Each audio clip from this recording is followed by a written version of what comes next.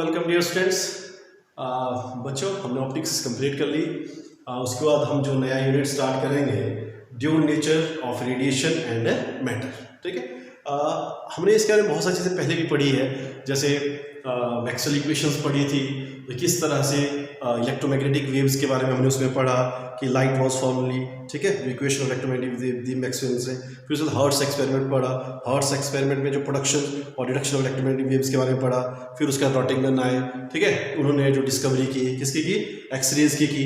फिर J Thomson ने confirm किया कि कैथोड रेज कंसिस्ट करती है नेगेटिवली चार्ज पार्टिकल को, और साथ में जे थॉमसन ने क्या इन्वेंट किया, किसकी इन्वेंशन की थी, इलेक्ट्रॉन्स की। ठीक है, किसकी की थी, इलेक्ट्रॉन्स की।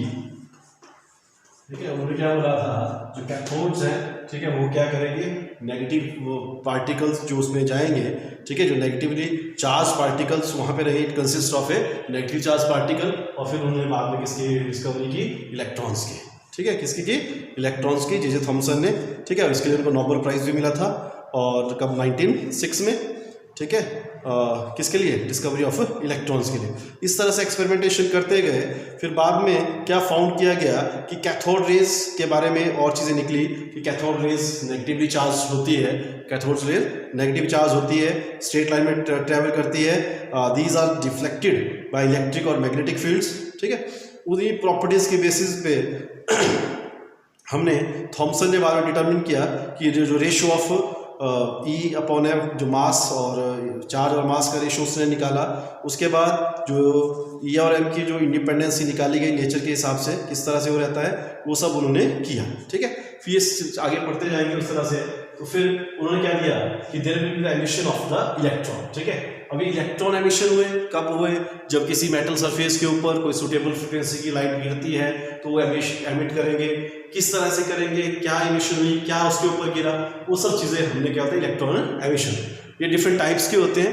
ठीक है, इलेक्ट्रॉन एमिशन है, जैसे इलेक्ट्रॉन एमिशन क्या हुआ कि it is a phenomena of emission of electron from a metal surface by supplying the external energy. ठीक है, हमने कोई एनर्जी प्रोवाइड की उनको, उस एनर्जी लेने के बाद इलेक्ट्रॉन वहां से एमिट हो गए। अब वो एनर्जी किस फॉर्म में थी, उसके हिसाब से क्या बनेगी, टाइप्स, जो मैंने यहाँ पे लिखी हुई है, थर्मोआयनिक एमिशन।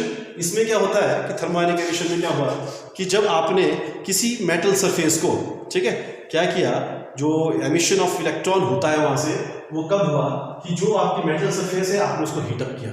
ठीक है, थर्मल हीट प्रोवाइड की, हीट प्रोवाइड करने से उन्होंने इलेक्ट्रॉन ने एनर्जी गेन कर ली और वहां से इजेक्ट कर गए। क्लियर है, दैट इज कॉल्ड थर्मोआयनिक एमिशन। उसके बाद photo electric emission. Photo electric में क्या हुआ कि जब उसमें रे ऑफ सुटेबल फ्रीक्वेंसी, जो लाइट इंसिडेंट करेगी उसके ऊपर, और उसके बाद उन्होंने एनर्जी एब्जॉर्ब करी, फिर वहां से एमिट कर। फिर आता है सेकेंडरी। ठीक है, क्या आता है फिर, सेकेंडरी। सेकेंडरी में क्या होता है कि when highly energetic electron beam is incident on the metal surface, then electron gets injected. उसको बोलते हैं हम सेकेंडरी फोटो इलेक्ट्रॉनिक एमिशन। ठीक है, electron secondary emission of electrons. Clear है। और फिर आता है फील्ड एमिशन। फील्ड एमिशन क्या हो कि आपने कोई फील्ड प्रोवाइड की, आपने मेटल सरफेस को किसी स्ट्रॉन्ग इलेक्ट्रिक और मैग्नेटिक फील्ड में क्रॉस किया, और वहां से उस फील्ड के इन्फ्लुएंस की वजह से इलेक्ट्रॉन वहां से इजेक्ट कर जाते हैं। So these are all the electron emission. Clear है, यहां तक समझ गए। अब बात करते हैं लॉज ऑफ फोटोइलेक्ट्रिक एमिशन की। अब क्या होता है, किस तरह से, बहुत इंपॉर्टेंट है, 4 पॉइंट्स है, बहुत इंपॉर्टेंट है। मैंने अभी थोड़ा सा बोला था आपका एमिशन में कि जब किसी मेटल सरफेस के ऊपर सूटेबल फ्रीक्वेंसी मिनिमम फ्रीक्वेंसी होगी, जिसको हम थ्रेशोल्ड फ्रीक्वेंसी बोलेंगे। जब कोई लाइट इसके ऊपर इंसिडेंट कर रही, उसकी फ्रीक्वेंसी थ्रेशोल्ड फ्रीक्वेंसी से ज्यादा है। ठीक है, threshold frequency minimum frequency which is required to eject the electrons from the metal surface. ठीक है, उस मिनिमम फ्रीक्वेंसी से ज्यादा फ्रीक्वेंसी वाली लाइट जब किसी मेटल सरफेस के ऊपर गिरती है, so there will be injection of the electrons, number 1।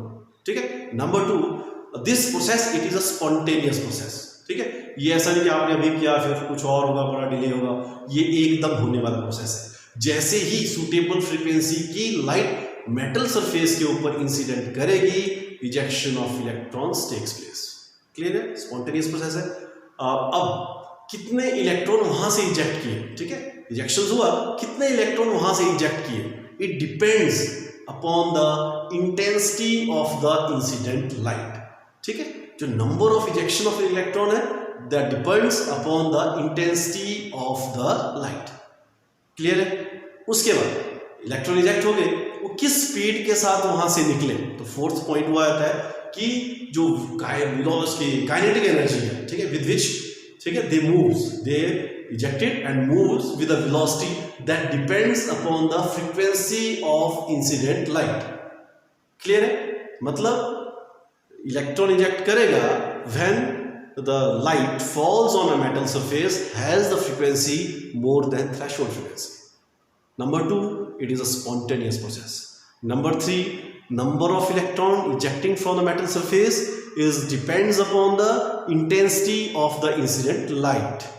Number 4, the electron ejected moves with the velocity, ठीक है, और they acquire a kinetic energy. It depends upon the frequency of the incident light. So this is a laws of photoelectric emission. ठीक है, बहुत important question है ये, बहुत बार exam में 2 मार्क्स का पूछा जाता है। क्लियर है? अब बात करते हैं फोटो सेल की। ठीक है, फोटो सेल क्या हुए? जो device, it is a device which convert light energy into the electrical energy. ठीक है, जो क्या करती है? लाइट एनर्जी को इलेक्ट्रिकल एनर्जी में कन्वर्ट करती है। ठीक है, जैसे फोटो एमिसिव सेल। ठीक है, फोटो एमिसिव सेल में क्या होता है कि जैसे बल्ब जलते हैं हमारे, है ना। फोटो एमिसिव सेल क्या होता है कि जो एक तरह का एक आप बोल सकते हो इट इज इवैक्यूएटेड ग्लास और क्वार्ट्ज बल्ब, ठीक है, जिसमें एनोड होता है, कैथोड होता है, और कैथोड जो होता है वो सेमी सिलिंड्रिकल मेटल होता है। ठीक है, जिसकी layer photo emissive alkaline metal से डिपॉजिट होती है। फिर जो एक्सटर्नल सर्किट हम कनेक्ट करते हैं इसके साथ, किसका? एनोड और कैथोड के साथ। ठीक है, और हाई टेंसिव बैटरी सीरीज में लगी होती है और जिसका रेजिस्टेंस मानो R होता है। क्लियर है? फिर जब लाइट इंसिडेंट करी कैथोड के ऊपर, इट एमिट्स फोटो इलेक्ट्रॉन्स, ठीक है, which are attracted by the anode. फिर जो फोटो इलेक्ट्रॉन करेंगे they constitute a small current which flows through an external circuit. आई बात समझ में? फिर जो फोटो इलेक्ट्रिक करंट है हम इसको इंक्रीज कर सकते हैं by filling a inert gas. ठीक है, जैसे आर्गन गैस ले लो, जो उसको आर्गन गैस लिया, उसको डालो, इनर्ट गैस है, उसकी वजह से हम इस फोटो इलेक्ट्रिक करंट को इंक्रीज कर सकते हैं। क्लियर है? दूसरा आता है फोटोवोल्टिक सेल। ठीक है, फोटोवोल्टिक सेल में क्या होता है? It is based on the principle that the conductivity, ठीक है, of A semiconductor increasing by increasing in the intensity of a incident light, by increasing the intensity of a incident light. Clear है? Clear है? उसके बाद जो photo conductive बोला मैंने, sorry, photo conductive बोला, जो डिपेंड करता है, जो कंडक्टिविटी होती है, based upon the principle that the conductivity semiconductor increases with increase the intensity of it. ठीक है, दैट इज फोटो कंडक्टिव। और फोटो वोल्टेज का पोटेंशियल अप्लाई की जाती है। Photo emissions can dwell potential difference between the suitable, ठीक है, क्या होगा? Between the suitable substances. Clear है? तो ये है फोटो सेल्स और इसके टाइप्स। अब बात करते हैं इसके यूजेस की। ठीक है, ये कहाँ पे यूज किए जाते हैं, किस तरह से यूज किए जाते हैं? ये जो फोटो इलेक्ट्रिक सेल्स होते हैं बहुत सारे इसके यूज रहते हैं। ठीक है, कुछ एक मैं आपको बता देता हूँ। जहाँ पे भी, ठीक है, जैसे आपके पास ऑटोमेटिक फायर अलार्म होते हैं, ठीक है, वो वहाँ पे यूज़ करते हैं। ऑटोमेटिक जो बर्गर अलार्म होते हैं वहाँ पे होते हैं। स्कैनर के रूप में यूज़ होते हैं। सिनेमा हॉल्स में यूज़ होते हैं, जो रिप्रोडक्शन ऑफ साउंड होता है वहाँ पे उसके लिए यूज़ किया जाता है। पेपर इंडस्ट्री में यूज़ किए जाते हैं, जो थिकनेस ऑफ पेपर वगैरह रहती है ना मैन्युफैक्चर के टाइम, तो वहाँ पे यूज़ किए जाते हैं। उसके बाद इनका यूज़ एस्ट्रोनॉमी में यूज़ किया जाता है to analyse the intensity and temperature of the sun, stars वगैरह। ठीक है, फिर photo cells are use in determining the opacity of the solids और लिक्विड। फिर ऑटोमेटिक स्ट्रीट लाइट्स में यूज़ किया जाता है। ठीक है, तो उस तरह से तो ऑटोमेटिक जो फर्नेस तो वहाँ यूज़ किया जाता है। फोटोमेट्री में यूज़ किया जाता है। फोटो इलेक्ट्रिक सोर्टिंग में यूज़ किया जाता है। फोटो काउंटिंग में यूज़ किया जाता है, जैसे मतलब जो काउंटिंग मशीन्स होती है वहाँ पे यूज़ किया जाता है। ठीक है, तो इस तरह से इसके बहुत सारे यूजेस रहते हैं फोटो इलेक्ट्रिक सेल के।